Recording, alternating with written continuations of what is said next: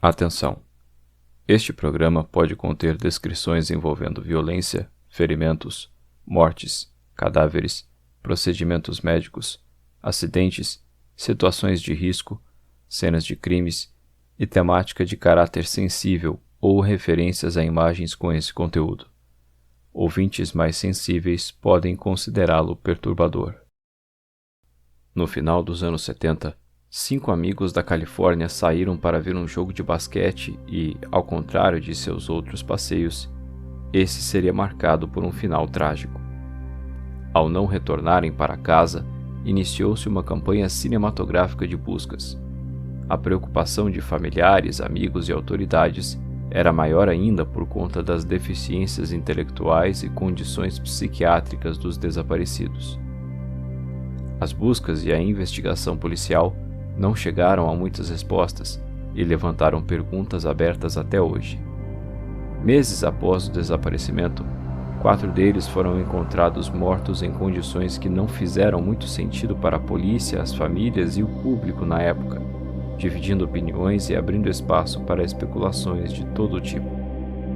O caso é um desafio para a compreensão de quem o pesquisa. As condições do desaparecimento dos jovens e de como foram encontrados mortos não apenas limitam as hipóteses para explicar o que aconteceu, mas parecem impedir explicações lógicas.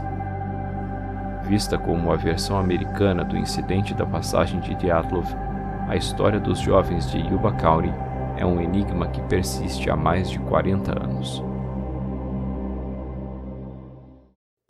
Desde sua origem, o ser humano depara-se com o inexplicado, um convite para a curiosidade e o sobrenatural.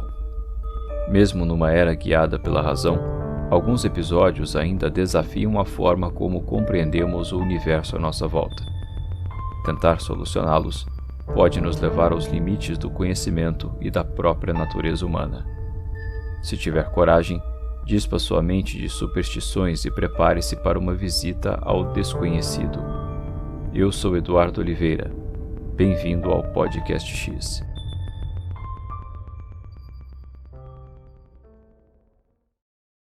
Localizado no norte da Califórnia, ao longo do rio Feather, o condado de Yuba abriga florestas, declives de montanhas e comunidades tranquilas como Yuba City, que no censo de 1980 tinha menos de 19 mil habitantes.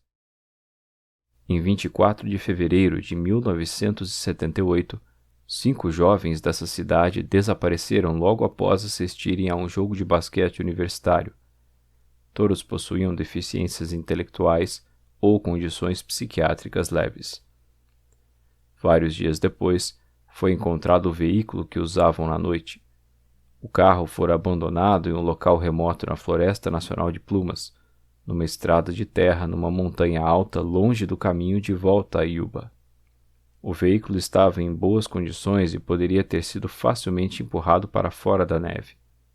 Na época, a polícia não conseguiu entender o motivo do abandono do carro e não encontrou vestígios dos homens. Em junho, após o derretimento da neve, 4 cadáveres foram encontrados próximos a um acampamento de trailers, usado como abrigo por mochileiros. O local era ainda mais profundo na floresta, a mais de 30 quilômetros do carro. Os corpos foram consumidos por animais, restando apenas ossos de 3 deles. Presume-se que o quarto teria vivido por cerca de 3 meses no local. Ele teria morrido de fome no trailer, apesar do grande estoque de alimentos e itens para aquecimento. Também havia indícios de que o 5º membro do grupo teria vivido ali por um tempo. Para conhecer o caso, primeiro precisamos conhecer um de seus elementos mais importantes: Gary Mathias. Enquanto estava na Alemanha Ocidental prestando serviço militar no exército americano no início dos anos 70, Gary Dale Mathias, nativo de Yuba City, desenvolveu problemas com drogas. Em 73, após um colapso nervoso, ele foi diagnosticado com esquizofrenia, o que causou sua dispensa no serviço militar.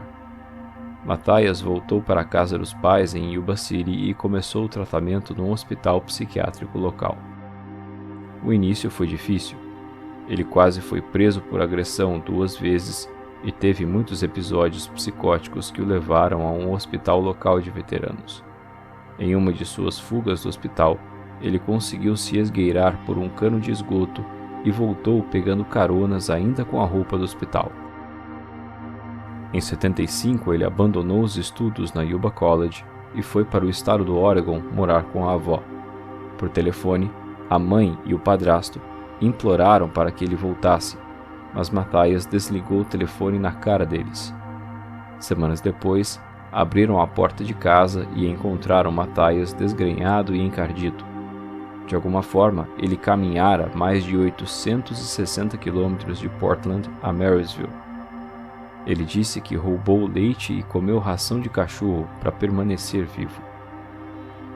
Apesar disso, em 78, Matthias estava sendo tratado em regime ambulatorial com trifluoperazina e benzatropina e era considerado pelos médicos como um de seus maiores sucessos. Na época, ele tinha 25 anos. Tinha 1,78 m de altura, 78 kg e cabelos e olhos castanhos. Usava óculos com lentes grossas para corrigir sua visão. Matthias recebia uma pensão por deficiência do exército e complementava a renda trabalhando no negócio de jardinagem do padrasto. Fora do trabalho e da família, ele era amigo íntimo de 4 homens que tinham uma ligeira deficiência intelectual ou que eram informalmente considerados de QI baixo. Eles moravam com os pais em Yuba e nas proximidades de Marysville. Theodore Earl Wire, de 32 anos, 91 quilos, olhos e cabelos castanhos, tinha uma atitude muito positiva. Ele era descrito como se tivesse a mente de uma criança e pouco ou nenhum senso comum. Por exemplo, ele não entendia por que os carros precisavam parar em placas de páreo. Segundo o irmão Dallas, chegou a gastar $100 em lápis sem motivo. Uma noite, a casa dos Wire pegou fogo e eles tiveram que arrastá-lo para fora do quarto, porque ele não queria sair da cama para não faltar ao trabalho no dia seguinte. Ele gostava de acenar para as pessoas e ficava pensativo caso elas não acenassem de volta. Ele trabalhou por um tempo como zelador e atendente numa lanchonete, mas saiu do emprego a pedido da família, que achou que sua condição estava causando problemas e ele não era capaz de lidar com a pressão do trabalho. Jack Charles Hewitt, 24 anos, acompanhava Wire, que o protegia e fazia ligações para ele quando precisava. Hewitt era o mais baixo do grupo, com 1,75 m e 73 kg. Sua deficiência intelectual era a maior dos 5. Tinha limitações em sua fala e dificuldade para ler e escrever. Ele era bem dependente da mãe, não gostava de ficar fora de casa por muito tempo, e é dito que seu QI era de 40. Ele curvava um pouco a cabeça e tinha dificuldade para responder em situações sociais. Quando se sentia à vontade, como com seus amigos, ele se alegrava e se dava bem com quem estava ao redor. Wire e Hewitt eram amigos há mais de 8 anos. Jack Anton Madruga, 30 anos, formado no ensino médio e veterano do exército, esteve no Vietnã em 68 e foi dispensado após uma avaliação médica. Em novembro de 77, foi demitido de seu emprego de ajudante no Sunset Growers, uma cooperativa local de comércio de frutas. Seu raciocínio era considerado lento e era difícil ele se manter em um emprego. Apesar disso, Madruga não tinha diagnósticos de deficiências intelectuais. Era capaz o bastante para gerir suas próprias finanças e possuir carteira de motorista. Adorava dirigir seu carro, um Mercury Montego de 69 branco e turquesa, do qual cuidava com muito carinho. Era descrito como inteligente, sensível e socialmente tímido, e era chamado de Doc pelos amigos. Sabia dançar e gostava de música, programas de comédia e jogos de tabuleiro. William Lee Sterling, 29 anos, cabelos castanhos escuros e olhos azuis, era um amigo próximo de Madruga e muito religioso. Ele passava horas lendo a Bíblia para pacientes de um hospital local. Como Wire, também era descrito como tendo mente infantil. Vez ou outra, Sterling ligava para ele para ler algo curioso que vira no jornal ou algum nome incomum encontrado na lista telefônica. Por vezes, estranhos tiravam vantagem dele. Quando ele lavava pratos na base da Força Aérea de Bill, aviadores o faziam ficar bêbado com frequência para roubar o dinheiro dele. O lazer favorito dos 5 amigos era o esporte. Suas famílias diziam que quando se reuniam, normalmente era para jogar ou assistir a um jogo. Jogavam basquete juntos na equipe Gateway Gators, apoiada por um programa local para pessoas com deficiências intelectuais, o Yuba City Gateway Program, onde se conheceram. Em 25 de fevereiro, sábado, os Gators jogariam num torneio de uma semana patrocinado pelos Jogos Olímpicos Especiais. Os vencedores ganhariam uma semana em Los Angeles com tudo pago. Os 5 tinham se preparado na noite anterior. Alguns arrumaram os uniformes e pediram aos pais para que os acordassem a tempo. Wire, por exemplo, pediu à sua mãe para lavar seus tênis brancos novos e pediu a ela que o acordasse, dizendo que tinha um jogo importante. Dias antes, eles combinaram de ir até Chico naquela noite para torcer para o time de basquete do campus de Davis da Universidade da Califórnia num jogo fora de casa, contra a equipe do campus de Chico. Madruga, o único do grupo além de Matthias que tinha carteira de motorista, guiou o grupo cerca de 80 quilômetros ao norte, até Chico, em seu Montego, em uma viagem de cerca de 1 hora. Apesar do frio da noite de inverno chegar quase ao ponto de nevar na parte alta do Vale Sacramento, eles vestiam apenas casacos leves.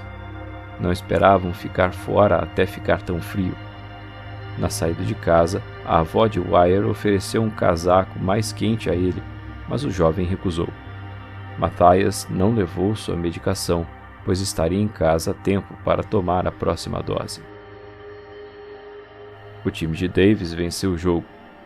O grupo voltou ao carro de Madruga e foram até a loja de conveniência Bears, a apenas 3 quarteirões dali. Compraram uma torta de cereja Hostess, uma torta de limão Lagendorf, uma barra de chocolate Snickers, uma barra de Marathon, 2 Pepsis e leite em garrafas de 1 e 2 litros. Isso foi pouco antes da loja fechar, às 10 da noite. A atendente lembrou-se disso porque ficou aborrecida por um grupo tão grande ter aparecido naquela hora e tê-la atrasado para fechar a loja. A partir daí, nenhum deles foi visto vivo novamente. Alguns dos pais ficaram acordados esperando o retorno dos filhos. Pela manhã, por volta das 5 horas, a mãe de Wire acordou e deu falta do filho. Ela ligou para a mãe de Sterling, que passou a noite acordada esperando o filho chegar. A senhora Sterling, então, telefonou para a mãe de Madruga e descobriu que ele também não voltara para casa. As mães de Hewitt e Matthias também diriam que seus filhos não haviam voltado. Mais tarde, a polícia foi avisada. As polícias dos condados de Butte e Yuba começaram as buscas no caminho que os amigos fizeram para Chico. As buscas foram lideradas pelo tenente Harris, da polícia de Yuba, que conhecia os 5 há anos, tendo estudado no ensino médio com Wire e seus irmãos. Ele sentiu uma motivação pessoal pela busca, tendo expandido sua área até a região da Serra do Rio Feather, mas também não encontraram sinais dos desaparecidos. Alguns dias mais tarde, um guarda florestal da Floresta Nacional de Plumas disse aos investigadores que tinha visto o Montego estacionado na estrada Orville-Quincy, na floresta, em 25 de fevereiro. Naquele momento não achou importante, já que muitos locais subiam aquela estrada para a Serra Nevada aos finais de semana de inverno para esquiar. Depois de ler sobre o carro no boletim de pessoas desaparecidas, levou os policiais até o local em 28 de fevereiro. O carro estava quase todo coberto por neve.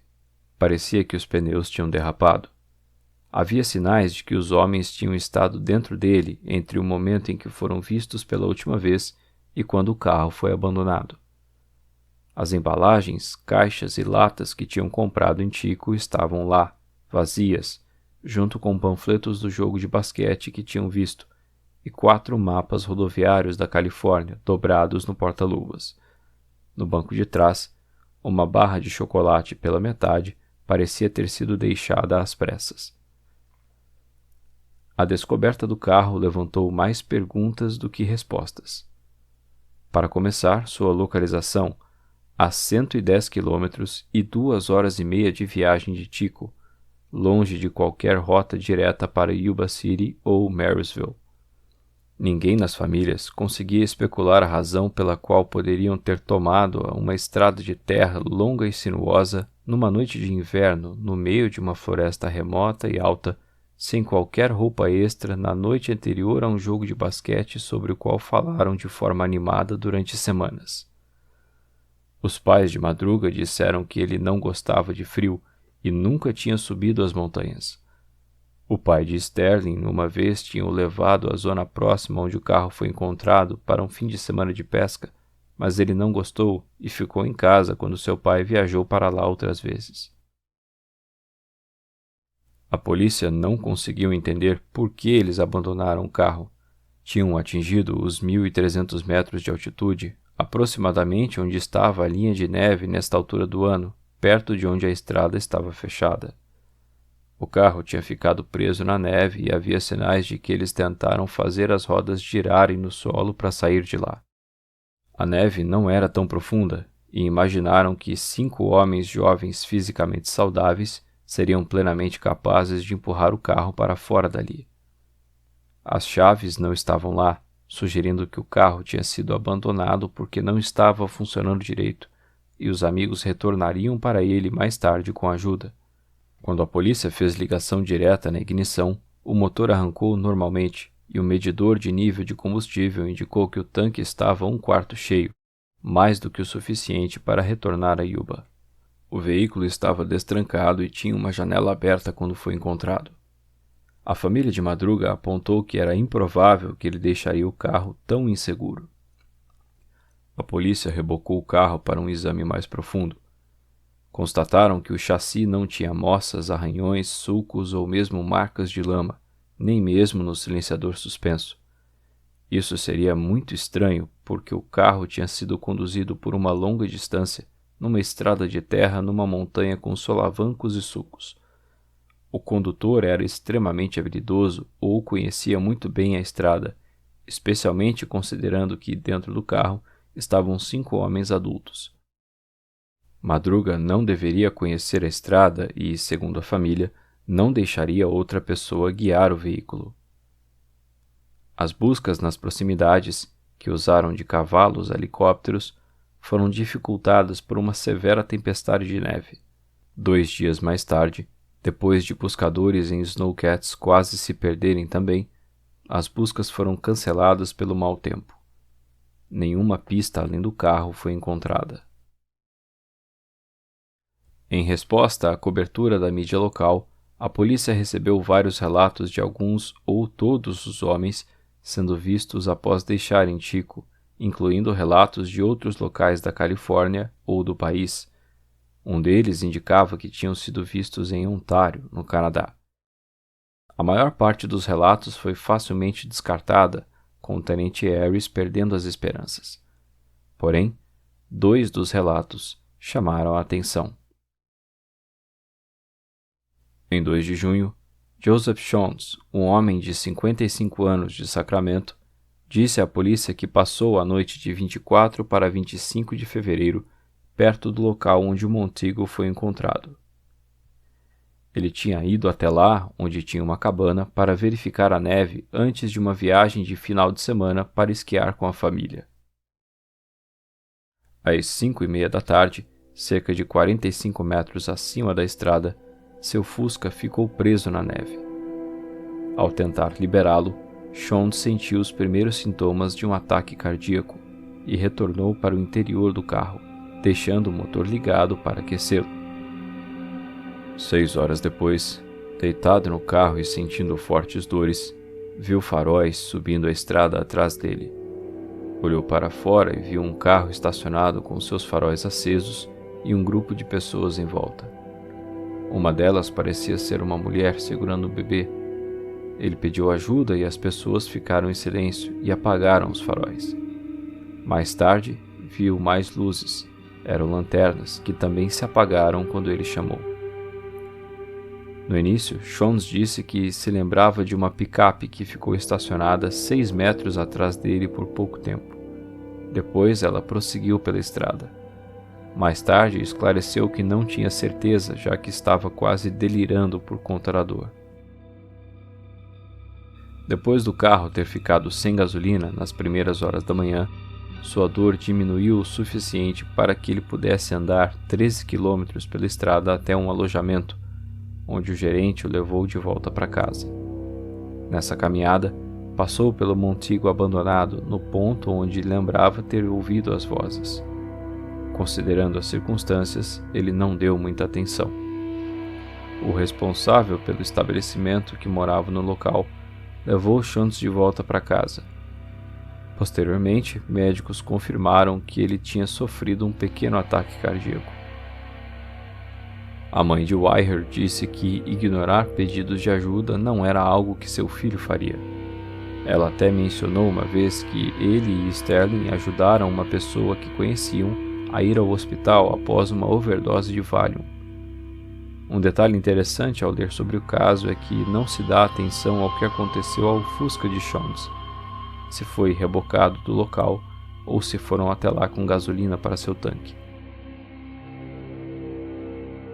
O outro relato notável foi feito por uma mulher que trabalhava numa loja na pequena cidade de Brownsville, a 48 quilômetros de onde o carro foi encontrado, onde teriam chegado se tivessem continuado pela estrada. No dia 3 de março, a mulher, que viu panfletos com as fotografias dos 5 homens e o anúncio de uma recompensa de $1.215, $5.000 em valores de 2021, disse à polícia que 4 deles tinham parado na loja numa caminhonete vermelha 2 dias após o desaparecimento. Isso aconteceu no dia 25 de fevereiro, por volta das 2 da tarde. A mulher disse ter percebido imediatamente que os homens não eram da área, por causa de seus olhos grandes e expressões faciais. 2 deles, que ela identificou como Hewitt e Sterling, ficaram numa cabine telefônica fora da loja por cerca de 15 minutos, enquanto os outros 2 entraram. A polícia disse que ela era uma testemunha crível e eles a levaram a sério. O proprietário da loja corroborou a história e disse aos investigadores que os homens que ele acreditava serem Wire e Hewitt entraram e compraram burritos, leite achocolatado e refrigerantes. O irmão de Wire disse ao Los Angeles Times que dirigir para Brownsville num carro diferente, ignorando o jogo de basquete, parecia completamente fora do normal para eles, mas que a descrição do proprietário sobre o comportamento dos 2 parecia consistente, uma vez que Wire comia qualquer coisa que pudesse pôr as mãos, e era frequentemente acompanhado por Hewitt mais do que qualquer um dos outros. O irmão de Hewitt disse que Jack odiava usar telefones a ponto de atender as chamadas de Jack sempre que recebia alguma dos outros amigos.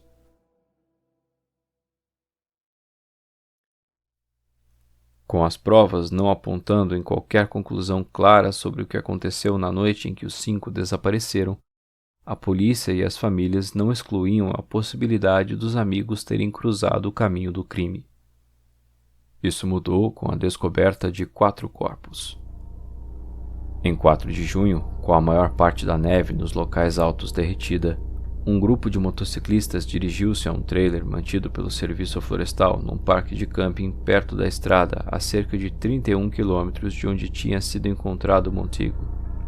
Os trailers serviam para apoiar as atividades do Serviço Florestal, como combate a incêndios e busca e salvamento, além de poderem ser usados por pessoas que se perdessem pela floresta.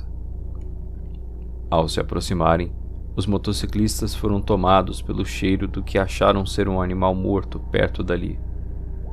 A janela da frente do trailer estava quebrada. Ao entrarem no trailer, a fonte do forte odor revelou-se como um cadáver em decomposição no interior. Mais tarde, ao puxar o lençol sobre a cabeça do corpo, a polícia descobriria que aquele era Ted Wire. Os buscadores voltaram a Plumas, seguindo o caminho entre o trailer e o local do montigo. No dia seguinte, encontraram restos do que foram posteriormente identificados como de Jack Madruga e Bill Sterling em lados opostos da estrada, a 18,3 km de onde o carro estava. O corpo de Madruga tinha sido parcialmente consumido por animais necrófagos. Ele fora arrastado cerca de 3 metros para um riacho. Deitado com o rosto virado para cima, a maior parte da carne de seu braço direito não estava presente e sua mão direita estava fechada sobre o relógio do qual ele gostava. Sem os olhos e 2 dedos, ele ainda estava com as chaves do carro no bolso das calças. De Sterling sobraram apenas os ossos, espalhados por cerca de 15 metros. Foram encontrados vestígios de suas roupas na área. As autópsias mostraram que ambos morreram de hipotermia. A polícia pensou que um deles poderia ter cedido ao sono sentido nos últimos estágios da hipotermia, enquanto o outro ficou ao seu lado, até morrer da mesma forma.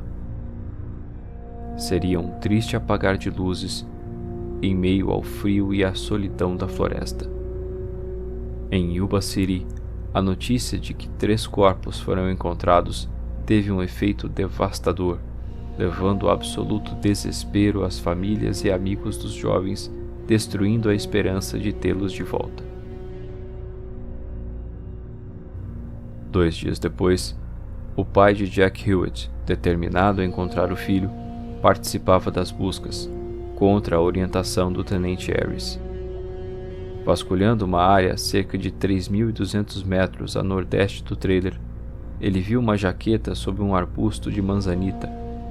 Ao puxar a jaqueta, a espinha dorsal de seu filho caiu. Os sapatos e as calças jeans nas proximidades ajudaram a identificar o corpo. No dia seguinte, descendo a partir do arbusto, um xerife adjunto encontrou um crânio a cerca de 90 metros de distância. Registros dentários do dentista da família confirmaram que aqueles eram os restos mortais de Hewitt. Sua morte também foi atribuída à hipotermia. Numa área cerca de 400 metros a noroeste do trailer, foram encontrados 3 cobertores de lã do serviço florestal e uma lanterna enferrujada junto à estrada. Sua chave estava na posição desligada. Não foi possível determinar há quanto tempo aqueles objetos estavam ali.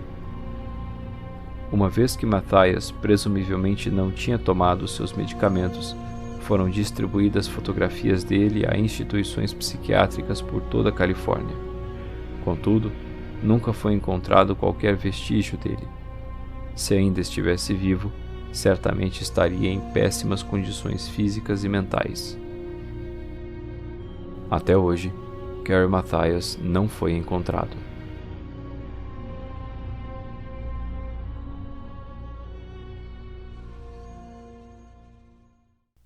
Dentro do alojamento, encontramos uma cena que faz pouco sentido e também nos dá mais perguntas do que respostas. O corpo de Wire estava sobre uma cama coberto com 8 lençóis enrolados à sua volta. A cabeça estava coberta, mas os pés não.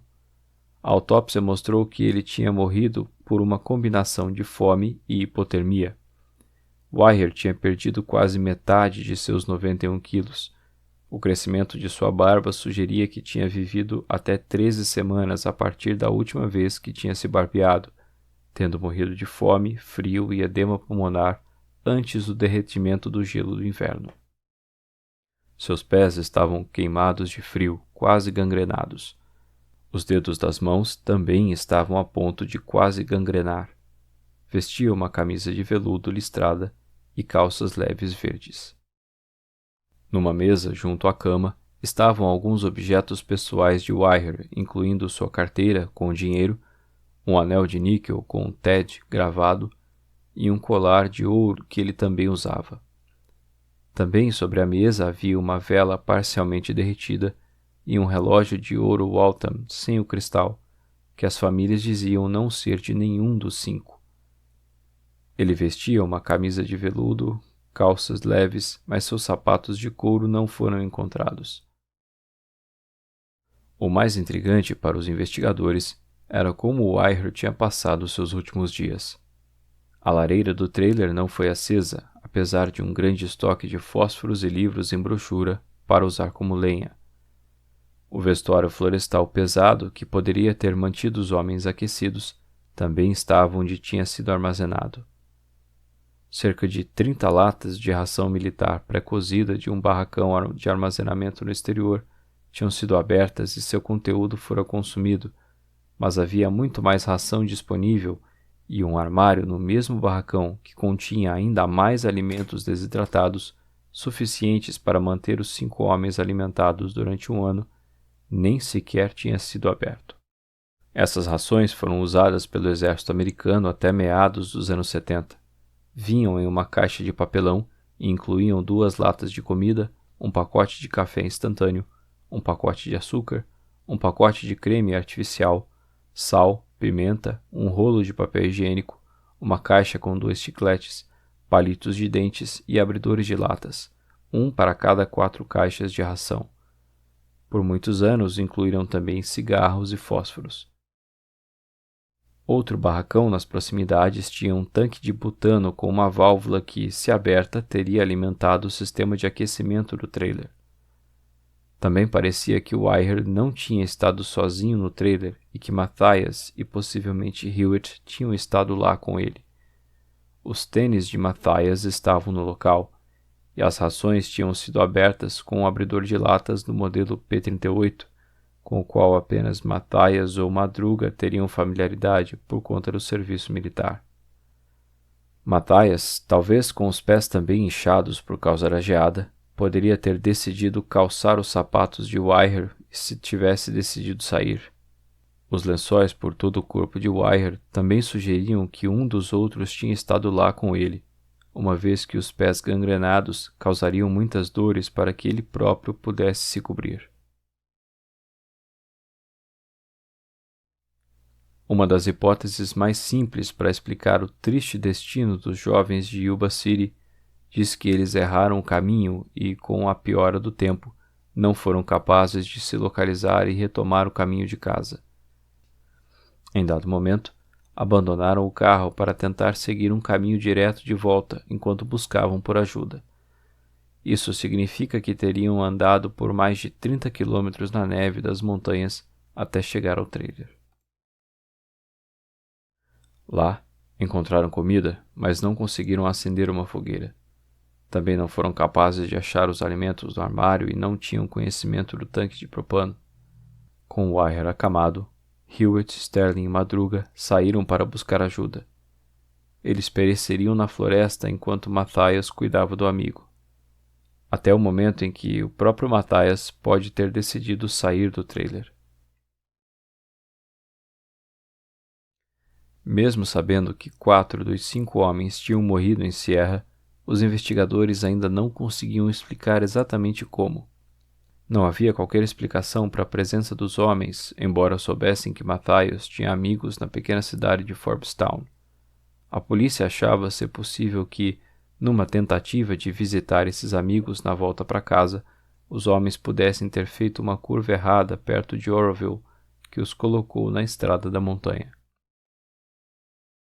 Por qualquer razão, os homens abandonaram o carro. Em vez de voltarem pela estrada, onde tinham passado o alojamento para onde Shondes mais tarde regressou, continuaram ao longo da direção para onde iam originalmente. Um movimento intencional como esse não é consistente com os padrões circulares percorridos por quem realmente acha que está perdido. Então, acreditavam que eles teriam tentado prosseguir. No dia anterior ao desaparecimento dos homens, um snowcat do serviço florestal passou por aquela estrada naquela direção para limpar a neve da cobertura do trailer e impedir que cedesse.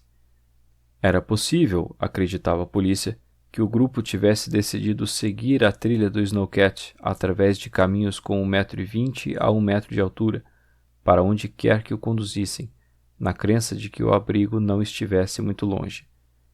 Muito provavelmente, Madruga e Sterling morreram de hipotermia pela metade da longa caminhada até o trailer.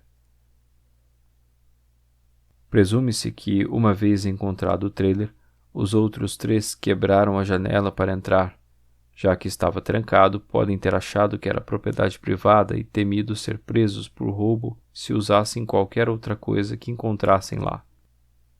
Depois da morte de Wire, ou depois de os outros pensarem que ele tinha morrido, podem ter decidido tentar voltar à civilização por diferentes formas, perecendo durante a tentativa.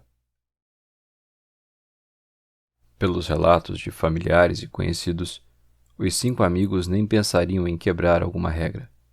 Além disso, suas deficiências e condições psiquiátricas os impediriam de fazê-lo. Por esses aspectos, podemos imaginar que não tinham tanta liberdade quanto homens de mesma idade sem tais condições. Será que, em um momento sozinhos, teriam decidido visitar os amigos de Matthias em Forbestown sem avisar ninguém? Uma curva errada no caminho teria os levado para as montanhas, onde o carro atolou. Em dado momento, ficou claro que estavam perdidos.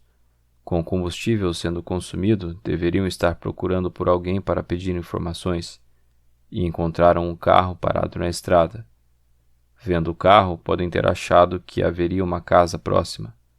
Talvez não tenham percebido que alguém dentro do carro precisava de ajuda. O homem, alucinando de dor, interpretou que havia uma mulher com uma criança no colo no grupo. Alguns podem ter preferido voltar a se aprofundar na floresta, especialmente quando não encontraram ninguém para ajudar ou abrigo para passar a noite. Matthias, sem sua medicação, pode ter começado a agir de forma conflitante com seus amigos, assustando os outros membros do grupo. Madruga pode ter acabado liderando Hewitt e Sterling, que seriam os menos capazes, de volta para o carro. Considerando a possibilidade de conflito, vale mencionar que Matthias tinha a melhor forma física e Madruga não ficaria atrás. Ambos passaram pelo exército e tiveram trabalhos braçais. Matthias era jardineiro e Madruga tinha trabalhado numa fábrica. É possível que Wire e Matthias tenham encontrado o trailer, mas Wire já estava bem debilitado.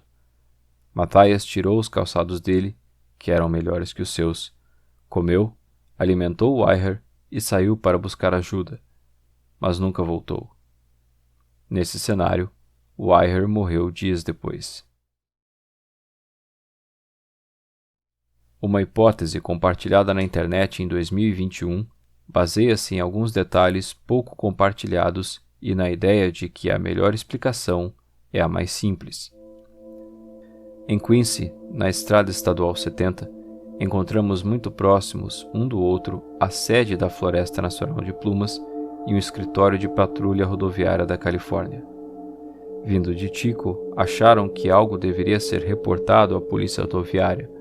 Foram até o posto de Orville, também próximo à rodovia 70, que funciona 24 horas por dia, mas com pessoal reduzido à noite e sem serviço de atendimento a partir das 5 da tarde. Achando que não havia ninguém no local, encontraram a localização do posto de Quincy e decidiram ir até lá na esperança de encontrar alguém. Entraram na estrada Orville-Quincy achando que era uma viagem curta e simples, mas o carro ficou preso na neve. Em sua condição debilitada, Jones ouviu um barulho de pneu patinando na neve. Achou ser outra coisa. Saiu do Fusca e pediu ajuda. Ouvindo o chamado, os jovens de Yuba fizeram silêncio, desligaram o motor e os faróis para ouvir melhor e ver luzes na floresta com mais facilidade. Podem até ter desligado os faróis para economizar bateria com o motor desligado. Depois pegaram lanternas e foram na direção do som que ouviram. Talvez tenham dividido o grupo, com alguns ficando no carro, tentando tirá-lo dali. A hipótese também se baseia na pouca confiabilidade do Montigo nas condições em que estava. No frio da floresta cheia de neve, o motor do carro não funcionaria adequadamente. Ar frio, motor quente, peças se contraindo e expandindo, talvez os contatos elétricos tenham saído um pouco do lugar. Quando a polícia encontrou o carro, não estava tão frio e esses problemas não aconteceram. Sem saber a distância até Quincy, decidiram prosseguir a pé na montanha com neve. Apesar das dificuldades, cada passo dado em uma direção era um passo que dariam de volta se decidissem retornar. Então, estavam determinados a ir em frente. 12 horas depois, aproximadamente, chegaram ao trailer. Um deles estava com os pés queimados de frio. Lá atrás encontraram um homem tendo um ataque cardíaco e queriam ajudá-lo também. Precisavam de ajuda urgentemente e quebraram uma janela do trailer. A estrada tinha muita neve e não conseguiram ir a lugar algum. Madruga e Sterling decidiram retornar. Se tiverem saído próximo ao meio-dia, já estaria escuro quando chegaram ao local onde foram encontrados. A desidratação e a hipotermia levaram Sterling ao limite e Madruga o colocou apoiado em uma árvore para não ficar na neve, e foi ao riacho beber água e trazer água para o seu amigo. Ele teria feito essa viagem entre Sterling e o riacho várias vezes, até sucumbir ao frio. Uma questão importante está no conteúdo das caixas de ração no trailer. Na verdade, na ausência das caixas. No trailer estavam apenas as latas e algumas das embalagens de café, açúcar e cigarros. Podemos especular que eles não pegaram as rações. O material fora consumido por membros do serviço florestal e abandonado lá por algum motivo antes da chegada do grupo. O armário com a comida pré-cozida estaria na área do trailer com a janela quebrada. Pelo frio, eles evitariam entrar ali e não encontrariam a caixa com as embalagens. Não tentaram fazer uma fogueira porque acharam que fogo dentro do trailer não era uma boa ideia, e fora dele foi impossível por conta da neve. Quanto aos calçados, foram trocados simplesmente porque os sapatos de Wire eram mais confortáveis para andar na neve e ele não sairia dali por causa dos pés machucados. Matthias teria levado cobertores para se proteger do frio ao sair do trailer. Por algum motivo, talvez ligado à esquizofrenia, eles foram abandonados não muito longe dali. Não é tão difícil entender a história nessa hipótese, mas é apenas uma hipótese.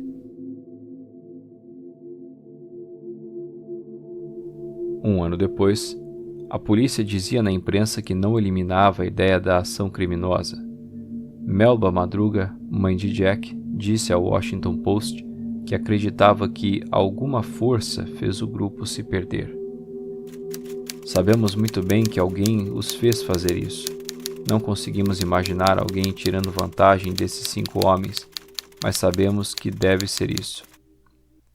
Ao Los Angeles Times, ela disse que era impossível para ela acreditar que Madruga levaria seu carro, do qual ele cuidava muito bem, para um local onde ele pudesse ser danificado, muito menos abandoná-lo daquela forma. Tenho certeza de que ele nunca subiu lá por conta própria. Ele foi ameaçado ou enganado.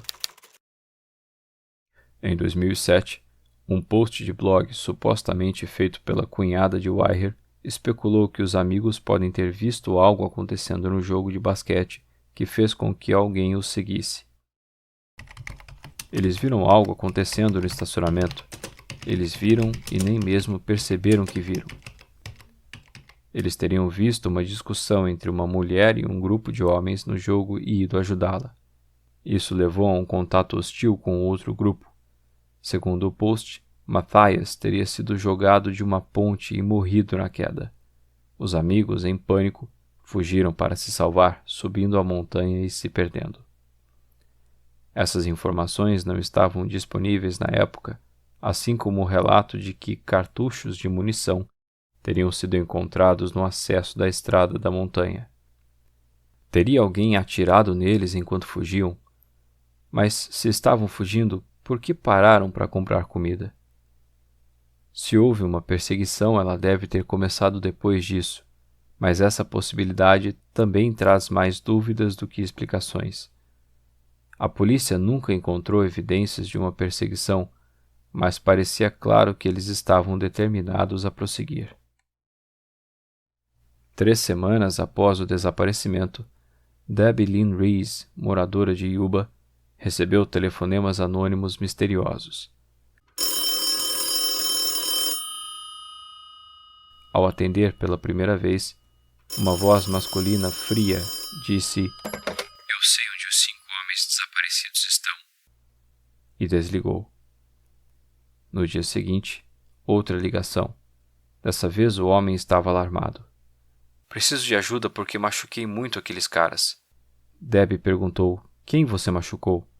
E ele respondeu: "Não se faça de burra." E desligou. Em outro dia, mais uma ligação. "Aqueles 5 caras estão todos mortos." "Estão todos mortos?" ela perguntou. "Estão todos mortos."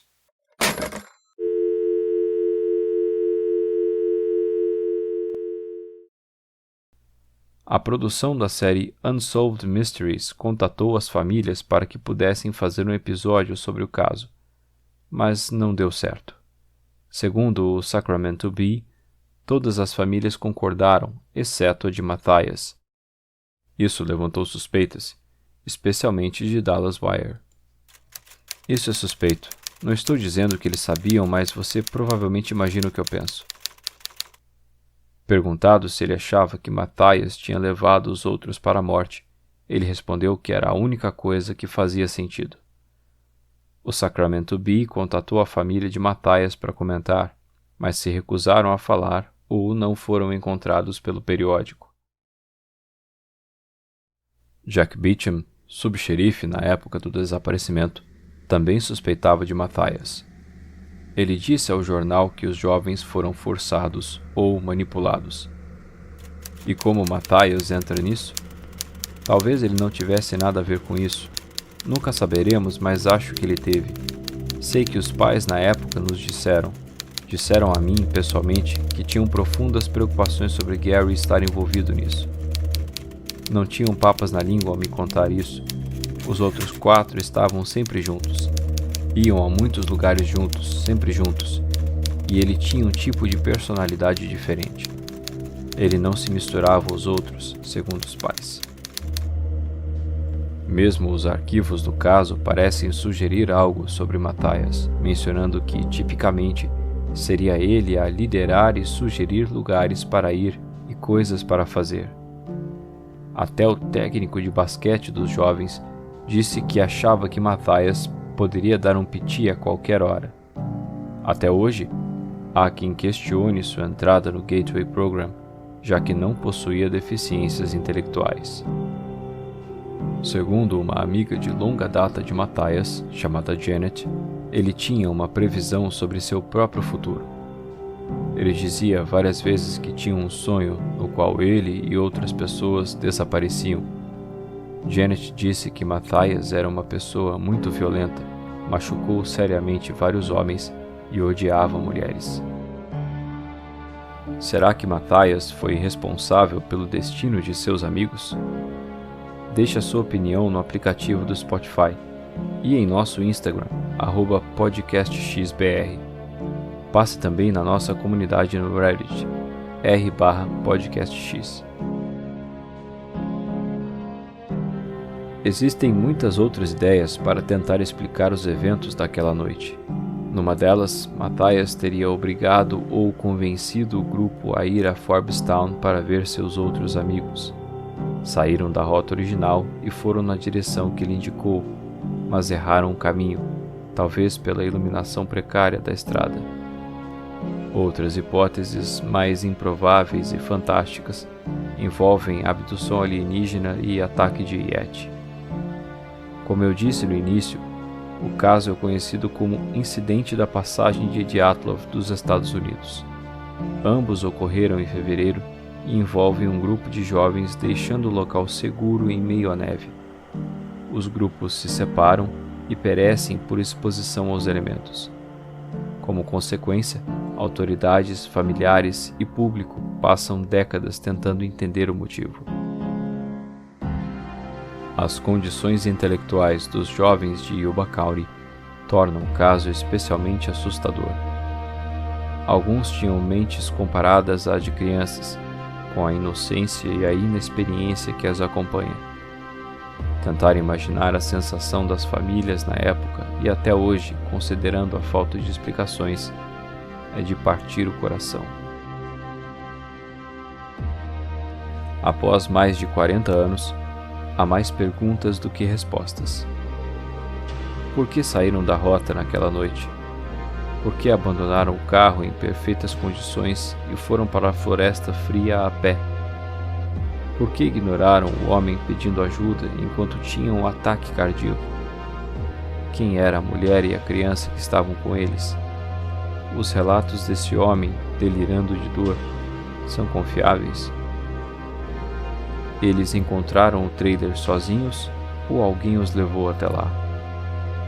Por que estavam tão distantes quando foram encontrados? Por que Wire foi deixado no trailer? E por que morreu de fome com tanta comida disponível? Por que não usaram o aquecimento do trailer ou cobriram a janela quebrada? Será que as condições intelectuais e psiquiátricas dos jovens os impediram de tomar decisões que poderiam ter salvado suas vidas? Ou será que estavam sob a ameaça de alguém durante esse tempo? E o que aconteceu com Gary Mathias? Na época, o subxerife Beecham disse a repórteres que o caso era bizarro demais. Até hoje, não há evidências que o contradigam.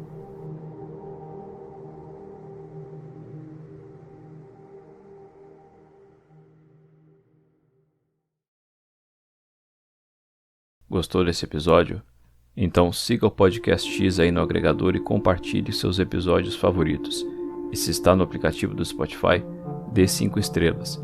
Essa é a forma mais fácil de me ajudar a fazer o podcast. Como eu produzo sozinho no meu tempo livre, eu não consigo produzir com a frequência que eu gostaria. Apesar disso, mantenho as redes do podcast atualizadas e sempre estou aberto a comentários, críticas e sugestões.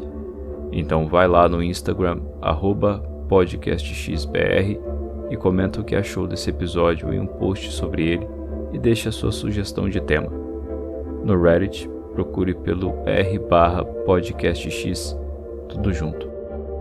Se preferir, pode me mandar um e-mail, como faziam os fenícios, em contato.podcastx@gmail.com.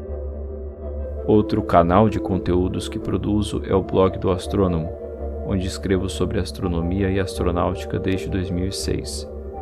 Também já escrevi sobre mistérios por lá e, em 2022, trouxe o blog para o Instagram no @blog do Astrônomo. Muito obrigado por ouvir até o final, espero que você tenha achado esse episódio tão interessante quanto eu achei enquanto produzia, e te aguardo por aqui para o próximo. Até mais.